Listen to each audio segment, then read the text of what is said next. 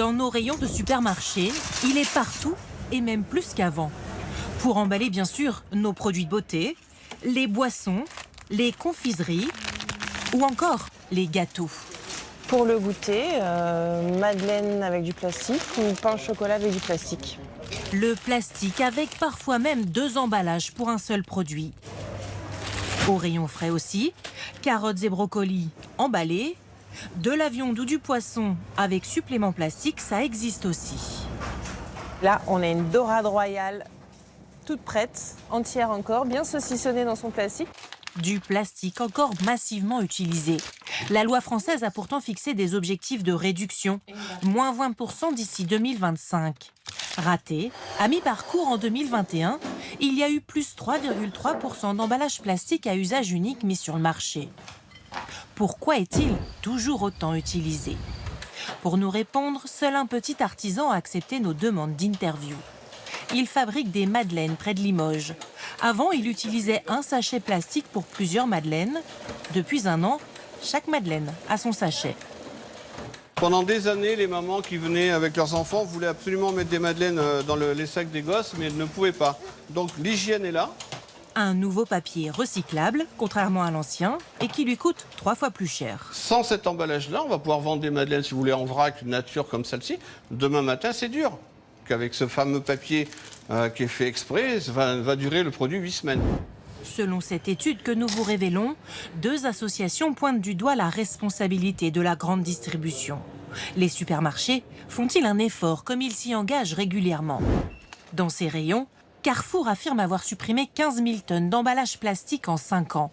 Un exemple, les lots de biscuits désormais collés entre eux et non plus filmés.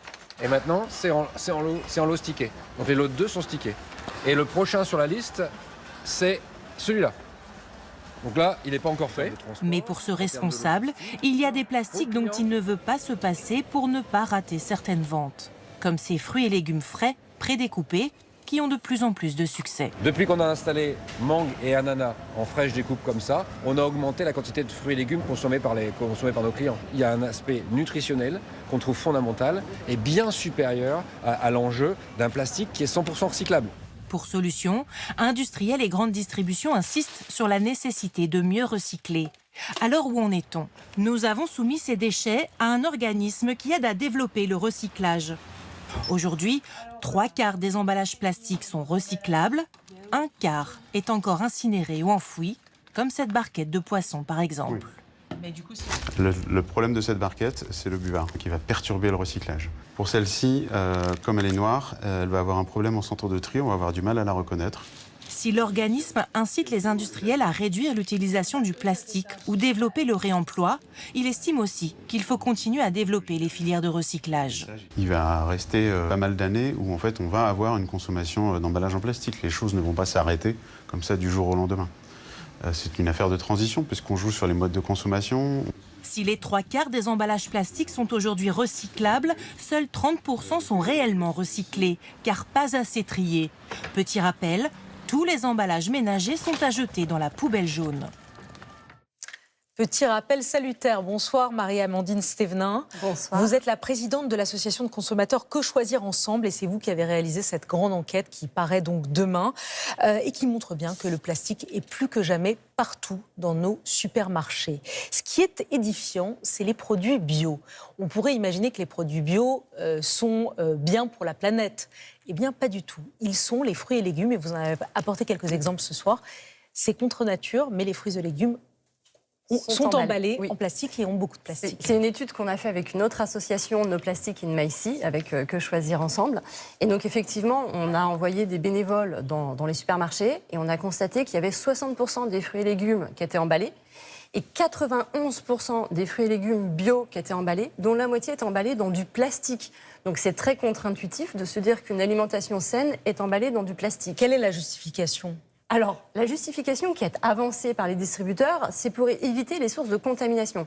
Et là, c'est quand même assez inquiétant de se dire que pour ne pas contaminer un rayon biologique, on met du plastique parce qu'il y aurait trop de polluants, trop de pesticides qui sortiraient des fruits et légumes des rayons non bio.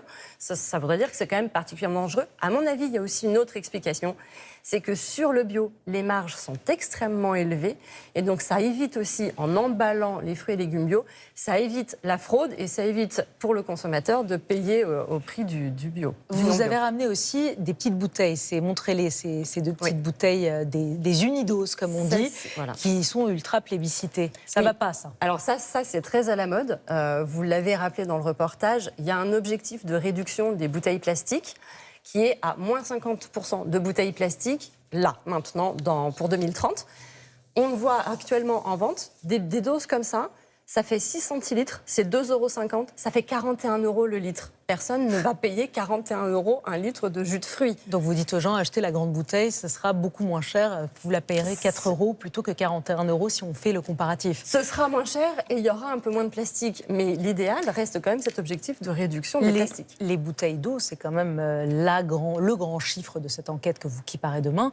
Plus 3% de vente de bouteilles d'eau en plastique. En fait, ça ne baisse pas, quoi. Oui, ça ne baisse pas. Alors qu'il y a cet objectif, à l'horizon 2040, suppression du plastique à usage unique. On parle bien du plastique à usage unique.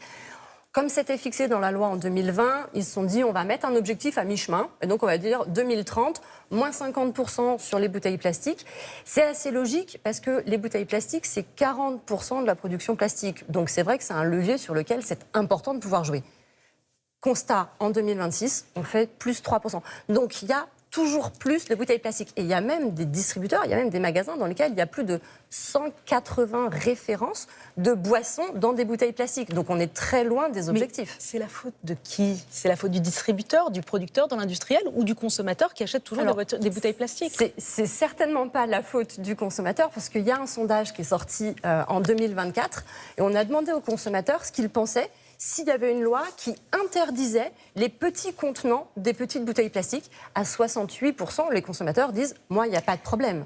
Que risquent les distributeurs s'ils ne respectent pas la loi? C'est un problème à l'heure actuelle, c'est que les objectifs qui ont été fixés ne sont pas assortis de sanctions, donc ce sont des objectifs de bonne volonté, et il n'y a pas de contrainte derrière ces objectifs.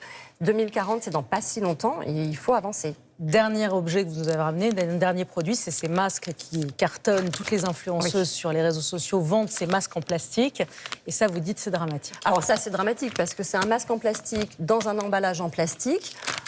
Si on regarde la quantité de produits, il n'y a pas d'obligation d'affichage du prix au litre. Nous, on a refait le calcul. C'est entre 150 et 400 € le litre de produit dans ce genre de produit. Vous avez de quoi vous acheter une bonne crème ou un bon sérum à ce prix-là. Merci Marie-Amandine Stévenin d'être venue nous expliquer, nous donner en exclusivité les résultats de cette enquête sur le plastique.